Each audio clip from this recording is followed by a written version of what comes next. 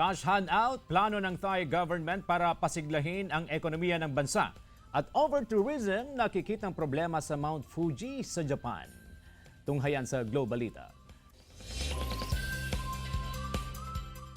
Sa ilalim ng bagong administrasyon, isinusulong ni Thailand Prime Minister Seta Tawisin na mabigyan ng ayuda ang mga residente nito matapos maranasan ng mataas na presyo ng langis at mabagal na paglago ng ekonomiya. Sa kanyang proposal sa Parliament Chamber, bibigyan ng tig 10,000 baht o $282 ang bawat benepisaryo.